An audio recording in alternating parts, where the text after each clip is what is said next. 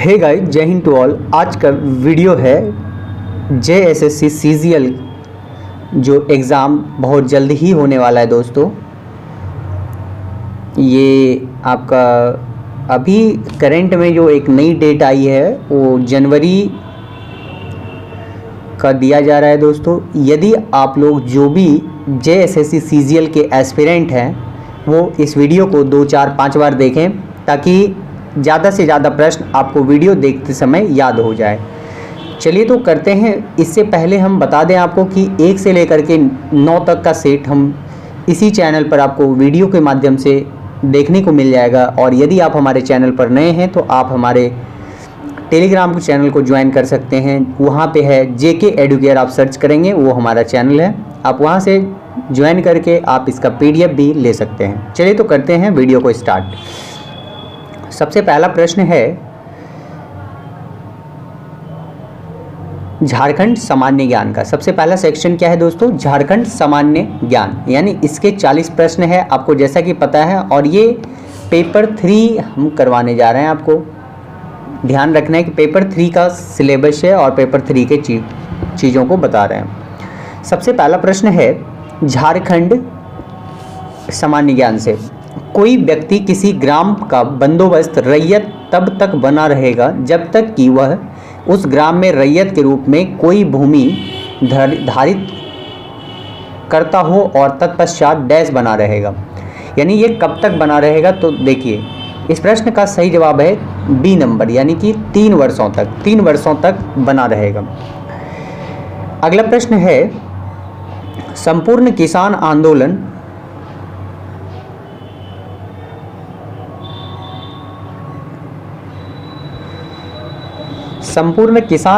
निम्न में से किसके नेतृत्व में चल रहा था?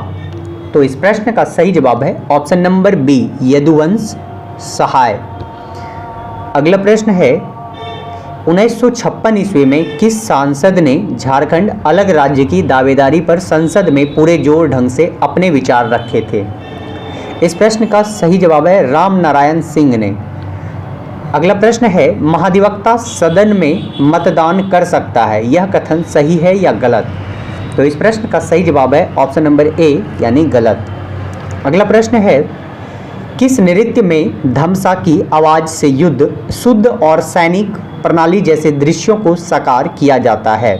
तो इस प्रश्न का सही जवाब है ऑप्शन नंबर A, यानी छऊ नृत्य। अगला प्रश्न है झारखंड के किस गीतकार के गीत गंगा और गौरी भोजपुरी में फिल्माए गए थे? तो इस प्रश्न का सही जवाब है ऑप्शन नंबर B, यानी रतन प्रकाश। अगला प्रश्न है हमारी मांगे पूरी करो किसकी रचना है? तो इस प्रश्न का सही जवाब है ऑप्शन नंबर C, यानी श्रवण कुमार गोस्वामी। अगला प्रश्न है झारखंड में आयोजित 34वें राष्ट्रीय खेलों में झारखंड के कुल कितने खिलाड़ियों ने भाग लिया था? तो इस प्रश्न का सही जवाब है ऑप्शन नंबर A, यानी 250। अगला प्रश्न है गौतम धारा जोन्हा जलप्रपात किस जिले में स्थित है? तो इस प्रश्न का सही जवाब हो जाएगा ऑप्शन नंबर B, रांची में। अगला प्रश्न है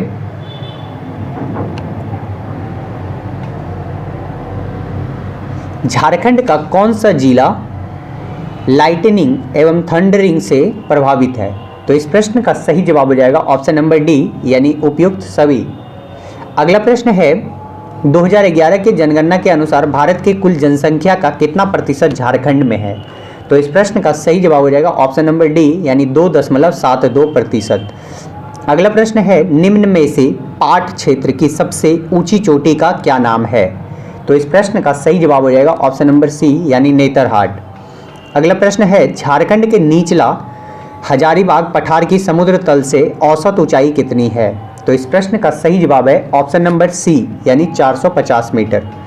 अगला प्रश्न है निम्न नदियों में किस नदी का उपनाम रामायण भी है? तो दोस्तों किस नदी का उपनाम रामायण है? तो इस प्रश्न का सही जवाब है सकरी नदी। अगला प्रश्न है सदनी घाघ जलप्रपात के संबंध में निम्न कथनों में से कौन सा सत्य है? तो इस प्रश्न का सही जवाब है ऑप्शन नंबर D, A तथा B दोनों सत्य है। अगला प्रश्न है झारखंड में किस महीने में नॉर्वेस्टर से प्रभाव से नॉर्वेस्टर के प्रभाव से तड़ित झंझायुक्त वर्षा होती है जिससे आम्र कहते हैं। तो इस प्रश्न का सही जवाब है ऑप्शन नंबर सी यानी मई। अगला प्रश्न है निम्न में से किस एक प्रकार की मिट्टी झारखंड के मोटे अनाज के लिए उपयुक्त है। इस प्रश्न का सही जवाब है ऑप्शन नंबर बी यानी रेतीली मिट्टी। अगला प्रश्न है झारखंड की कुल स्थापित विद्युत क्षमता कितनी मेगावाट है। तो इस प्रश्न का सही जवाब है ऑप्शन नंबर सी यानी कि 2626 मेगावाट। अगला प्रश्न है निम्न खानों में किससे लोहे अयस्क प्राप्त किया जाता है। तो इस प्रश्न का सही जवाब है ऑप्शन नंबर डी इनमें से सभी, चिड़िया, नोवामुखी, जमदा। अगला प्रश्न है बोकारो स्टील प्लांट को प्राप्त खनिज एवं संबंधित स्थान के संबंध में सही मिलान कीजिए। इस प्रश्न का सही जवाब है ऑप्शन नंबर डी इनमें से सभी।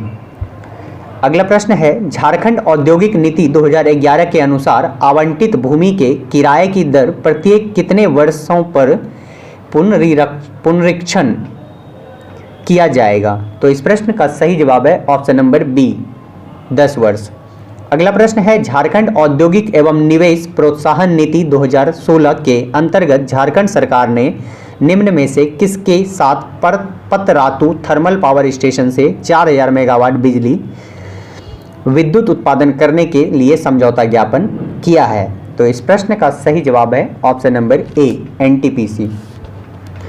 अगला प्रश्न है वर्तमान समय में भारत में अब्रक उत्पादन में चौथा स्थान किस राज्य का है। तो इस प्रश्न का सही जवाब हो जाएगा ऑप्शन नंबर बी झारखंड। अगला प्रश्न है झारखंड में सोने की प्राप्ति कहां से होती है। तो इस प्रश्न का सही जवाब है ऑप्शन नंबर सी कुंडार कोछा।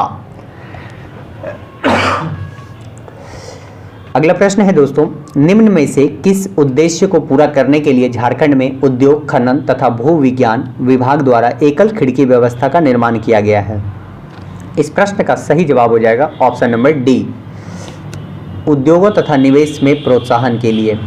अगला प्रश्न है भारत में एल्यूमिनियम अयस्क का कितने प्रतिशत भाग झारखंड से प्राप्त होता है। जी हाँ दोस्तों, तो एल्यूमिनियम अयस्क के बारे में पूछा जा रहा है कि कितने प्रतिशत झारखंड में होता है। तो इस प्रश्न का सही जवाब हो जाएगा बी 16%। अगला प्रश्न है इंडियन पावर कॉरपोरेशन ने कब घाटशिला के पास तांबा शोधन केंद्र स्थापित किया था। इस प्रश्न का सही जवाब हो जाएगा डी 1930। अगला प्रश्न है भारत में स्थित लौह एवं इस्पात उद्योग की 9 बड़ी इकाइयों में से कितनी इकाइयां झारखंड राज्य में स्थित है। तो इस प्रश्न का सही जवाब है ऑप्शन नंबर बी यानी 2। अगला प्रश्न है झारखंड में रीफैक्टरी उद्योग के प्रमुख केंद्र निम्न में से कौन से हैं। रीफैक्टरी उद्योग। तो इस प्रश्न का सही जवाब हो जाएगा ऑप्शन नंबर डी यानी कि उपयुक्त सभी। अगला प्रश्न है झारखंड राज्य में तसर रेशम के कुल उत्पादन में जिलों का हिस्सा के साथ सही मिलान कीजिए। तो इस प्रश्न का सही जवाब है ऑप्शन नंबर डी यानी कि केवल उपयुक्त सभी सही है। अगला प्रश्न है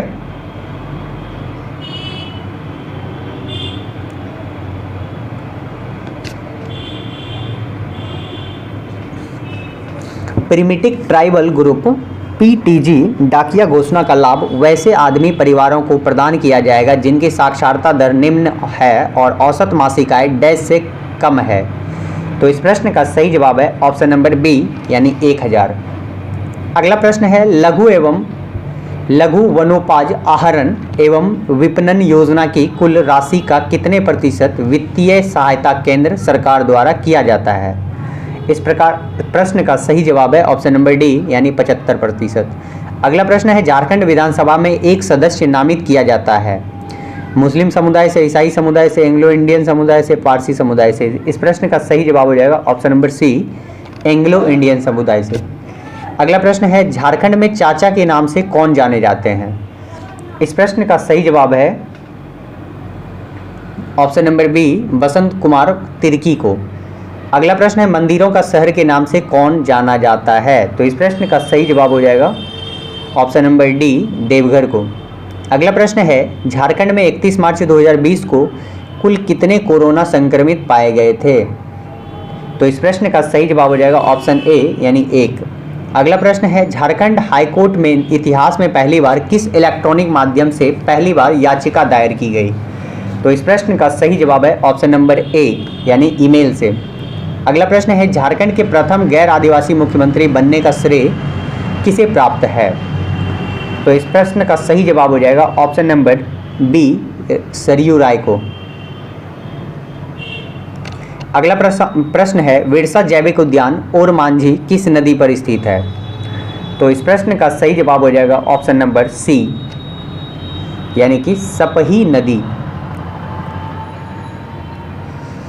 अगला प्रश्न है वन प्रबंधन नियमावली 2008 के अनुसार वन भूमि पर निवास के अधिकार को अवधारित करने के लिए प्रक्रिया आरंभ करने की शक्ति निम्न में से किसे प्राप्त है? तो इस प्रश्न का सही जवाब है ऑप्शन नंबर बी यानी ग्राम सभा को। अगला प्रश्न है सामान्य अध्ययन से निम्न में से किस गुप्त राजा का एक अन्य नाम देवगुप्त था? तो इस प्रश्न का सही जवाब है ऑप्शन नंबर बी यानी चंद्रगुप्त द्वितीय का। अगला प्रश्न है प्राचीन श्रावस्ती का नगर विन्यास किस आकृति का है? प्राचीन श्रावस्ती का नगर जो था वो किस विन्यास की किस आकृति का है? तो इस प्रश्न का सही जवाब है ऑप्शन नंबर बी अर्धचंद्राकार। अगला प्रश्न है नादिर शाह का आक्रमण निम्नलिखित में से किस मुगल बादशाह के समय हुआ था? अगला सही जवाब है option number C Mohammad Shah. अगला प्रश्न है 1904 में क्रांतिकारी संगठन अभिनव भारत संगठित किया गया था किस राज्य में? तो ऑप्शन यहाँ पे दिया हुआ है दोस्तों। तो इस प्रश्न का सही जवाब है ऑप्शन डी महाराष्ट्र में। अगला प्रश्न है निम्न में से किस अधिवेशन में कांग्रेस ने पहली बार भारतीय रियासतों के प्रति अपनी नीति घोषित की थी? सही जवाब है ऑप्शन नंबर ए यानी कि नागपुर अधिवेशन में। अगला प्रश्न है निम्न में से कौन सा सुमेलित नहीं है? तो इस प्रश्न का सही जवाब हो जाएगा दोस्तों ऑप्शन नंबर डी यानी M.A. जिन्ना जो था मोहम्मद अली जिन्ना खिलाफत आंदोलन से संबंधित नहीं थे। अगला प्रश्न है सूची 1 और 2 को सुमेलित कीजिए तथा सूचियों के दिए गए नीचे कूट का प्रयोग करते हुए सही उत्तर का चयन करें। तो इस प्रश्न का सही जवाब जो है दोस्तों हो जाएगा ऑप्शन नंबर बी। अगला प्रश्न है उत्तर प्रदेशीय हिमालय का सर्वोच्च शिखर है? तो इस प्रश्न का सही जवाब हो जाएगा ऑप्शन नंबर सी नंदा देवी।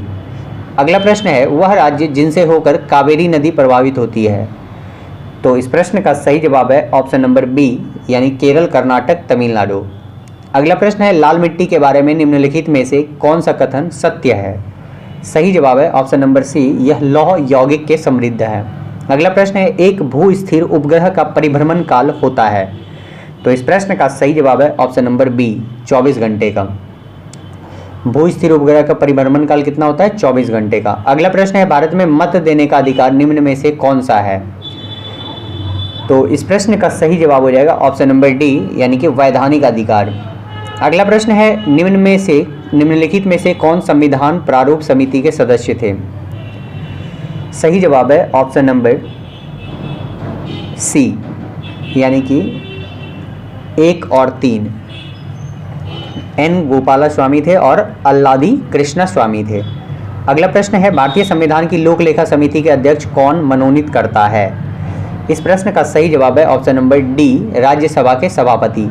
निम्न में से कौन सा एक समिति पंचायती राज्य संस्था से संबंधित नहीं है? इस प्रश्न का सही जवाब है option number A PDN Rao. अगला प्रश्न है अनुपातिक प्रतिनिधित्व की व्यवस्था निर्वाचन क्रिया प्रणाली के रूप में सुनिश्चित करती है? इस प्रश्न का सही जवाब है ऑप्शन नंबर डी अल्पसंख्यकों के प्रतिनिधित्व को। अगला प्रश्न है निम्नलिखित में से कौन सा कर भारत सरकार द्वारा नहीं लगाया जाता है? तो इस प्रश्न का सही जवाब हो जाएगा option number D toll tax यानी कि मार्ग कर। अगला प्रश्न है निम्नलिखित में से कौन एक त्वरित अव्यवस्थापन विकास कोष के अंतर्गत सम्मिलित नहीं है? तो इस प्रश्न का सही जवाब है ऑप्शन नंबर डी ग्रामीण उद्योग। अगला प्रश्न है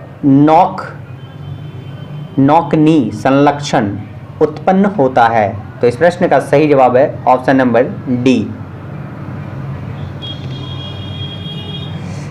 अगला प्रश्न है संगणक साक्षरता दिवस। संगणक साक्षरता दिवस मनाया जाता है तो ये कब मनाया जाता है? तो इस प्रश्न का सही जवाब है दोस्तों ऑप्शन नंबर बी, 2 दिसंबर को संगणक साक्षरता दिवस। यानी कि इसका मतलब आप समझिए दोस्तों क्या है, संगणक यानी कंप्यूटर को हिंदी में संगणक कहते हैं। अगला प्रश्न है दृष्टि विकलांग हेतु राष्ट्रीय संस्थान निम्नलिखित में से कहाँ अवस्थित है? तो इस प्रश्न का सही जवाब है ऑप्शन नंबर बी, देहरादून में।